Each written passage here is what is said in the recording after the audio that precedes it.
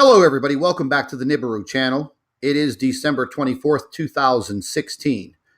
I received a lot of emails over the past several days pertaining to what is going on in the North Pole and the South Pole.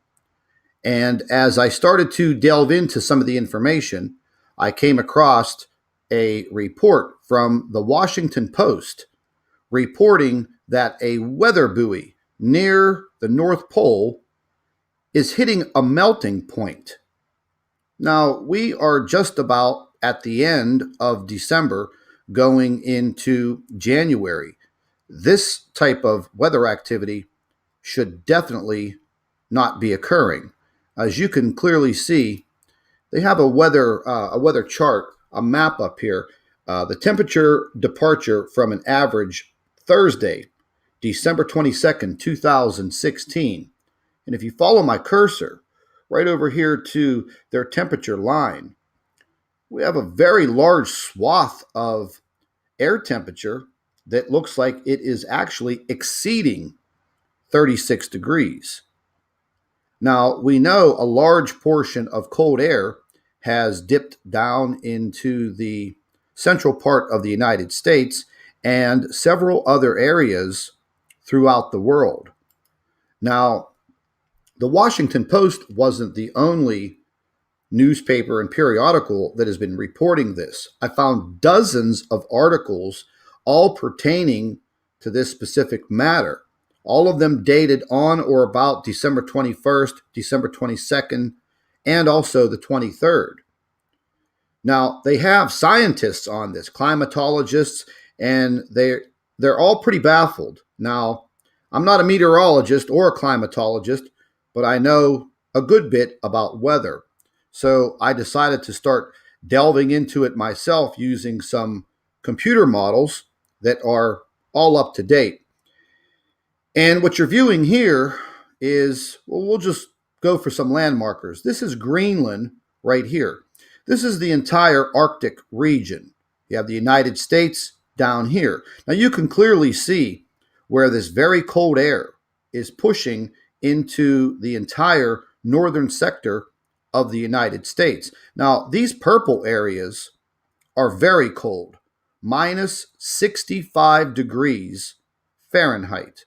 Now, the chart over here where you see my cursor, if you just want to take a look and see what the temperature is, just match the color, minus 53 degrees Celsius. Now, if you do not know how to convert this, simply go to a conversion chart on Google, minus 53 degrees. It immediately converts it to minus 63.4 degrees Fahrenheit.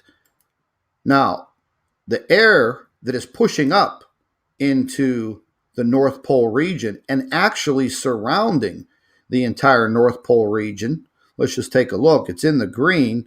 So let's just take a look and see what the actual air temperature would be. So it's about 4 to 5 degrees Celsius. So let's just go ahead in there and type that in, 4 degrees. So that's about 39.2 degrees.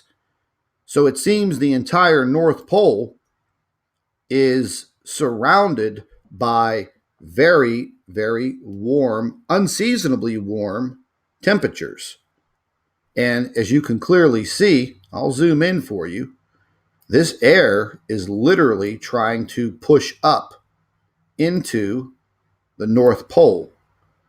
Now, I do know that there are several areas around the globe that are having very unusual weather. I did hear from a couple subscribers over in the UK that were telling me that the temperatures were a lot warmer than normal. They were having some storms, things of that nature. Same thing down in Australia. I believe they have a very heavy storm off the coast that is approaching. But these temperatures are very, very confusing. If you just take a look at the Earth right now, and this is all set for surface air temperature. So you can clearly see by looking at the globe. Let's just take a look at some of the average temperatures, what we're looking at here. We'll just go 37, or excuse me, 30, we'll go about 34 degrees Celsius. Let's just type that in and get a conversion. 93.2 degrees is what we're looking at pretty much across the entire equator. But we're looking at vast distances from the equator north and the equator south.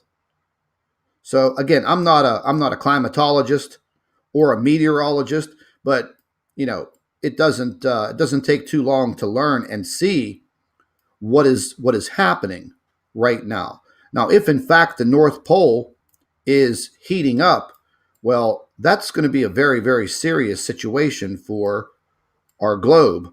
I wanted to take a look down to the Antarctic. Let's zoom in to the Antarctic and let's see what's happening down there. Because I was looking at weather temperatures in the Antarctic, and they were, again, unseasonably warm. Now, you may associate this blue area for being very cold, but in fact, it's really not. It's really not that cold. So we'll go 1 degree Celsius, and that is 33.8 degrees in temperature around the Antarctic right now. Now, yes, these purple areas are much colder, minus 35 degrees. So let's just get a conversion on minus 35 degrees. So that's a minus 31 degrees Fahrenheit. I would say that's probably what the temperatures should be. Maybe they should be colder. Once again, I don't know. If any of you know more about climatology and these weather patterns, feel free to drop me an email, leave your comments in the comment sections below this video. But this is actually a little concerning, very concerning. One thing I did want to take a look at was the jet stream. And what is the jet stream doing right now? So let's just go ahead and take a look at the jet stream. And by the way, whenever you're using this model, I'll leave a link to this model so you guys can go ahead and take a look at this yourself. But whenever you're trying to analyze the jet stream, I'm going to go down here and just show you real quick, because I had one of the troll babies over there in the UK trying to debunk one of my videos the other day. And he was telling everybody that I was lying about the jet stream and what it was doing. And the settings that I was using were completely incorrect. Well, let's just zoom in here a little bit so you guys can actually see what I'm looking at. So when you're looking at the jet stream on this model, see where it says jet stream? 10,500 millibars. The setting you're going to use is 250. The conversion is 10,500 millibars equals the jet stream. Okay, so Mr. Matthews, the next time you try to debunk one of my weather videos, make sure that you are using the correct settings. So anyways, let's go ahead and get straight back to this, because the jet stream patterns look absolutely erratic. So let's go ahead and just set this up real quick. We have it set at 10,500 millibars. We're looking at the wind and the air. Let's just get rid of the menu.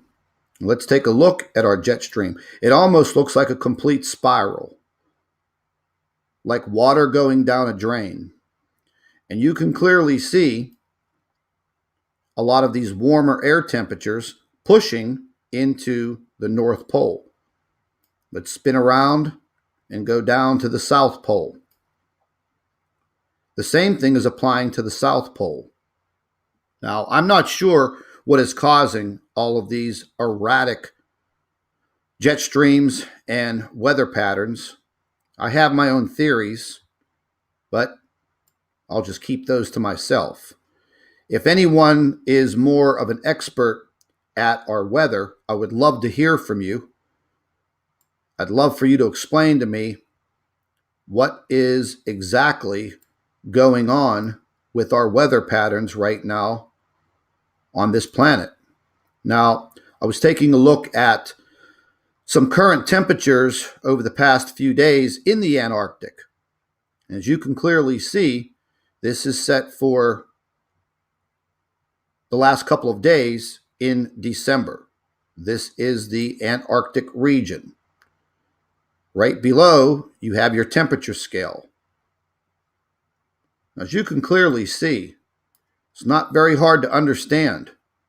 We're looking at temperatures here in the red and a little bit lighter into the pink areas all around the Antarctic. I mean, these temperatures are exceeding 30 and up to 40 degrees all along the entire coastal region of the Antarctic. Why is that? How is this even happening?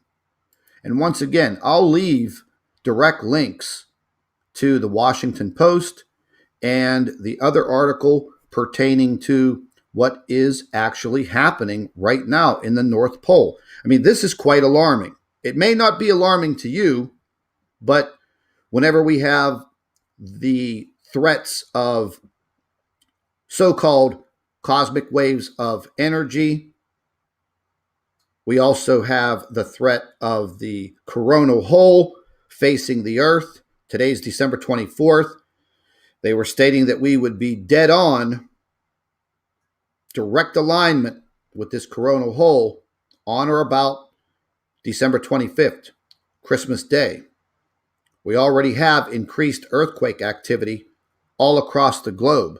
Matter of fact, I just want to go ahead and take a look at that right now because it's been about 3 hours since I have viewed anything on the earthquake tracker. And as you can see right now, the map just looks like one big polka dotted board. Earthquakes right now, Aleutian Islands, 8 hours ago, Alaska, 4.1. New Mexico, a magnitude 4. Mexico, 4.6. Chile, 4. Another one in Chile, 4.2. The Dominican Republic, 4.2. And you could see that there are numerous earthquakes over a magnitude 3 in Oklahoma and numerous earthquakes occurring in the Southern California area. We have a small earthquake up here in Washington, nothing to really write home about. Another magnitude 4.3. And as you can clearly see, the Ring of Fire is literally on fire. Off the coast of Russia, magnitude 4.1. Japan, 4.4. Japan, 4.7. The Philippines, 4.4. More in the Philippines, 4.8. 36 minutes ago, Northern Mariana Islands, 5.3. Indonesia, 4.4. A rare earthquake in Western Australia, 3.3. Another earthquake, 5.1. 4.7, Papua New Guinea. So as you can clearly see, the earth is lit up with these earthquakes. We have been mentioning that this earthquake activity will be increasing in frequency and probably magnitude over the next several days. So once again, if you live in an earthquake-prone area, please make sure that you are aware of what's going on. There are several good applications for your cell phones. If you want to download one of those, keep track of the earthquakes in your area. It will alert you. But the bottom line is, folks, there really is no warning system for earthquakes. The best that we have is accurate earthquake forecasting. So you can pay attention to a couple of channels. Dutch Since on YouTube does a fantastic job with his forecasting. Also, Suspicious Observers. These are the only two YouTube channels that I know that produce this type of information on a daily basis. So we have a lot of information. Once again, if anybody can help out with what they think is going on in the North Pole, I'd love to hear from you. You can email me at nibiru planetx2016@gmail.com, or you can leave your comments in the comments section. And I guess we'll go from there. And it looks like we're going to be riding out some rough weather in certain areas of the world over the next 72 hours, possibly the next week. Stay tuned. We'll have another report in a few hours.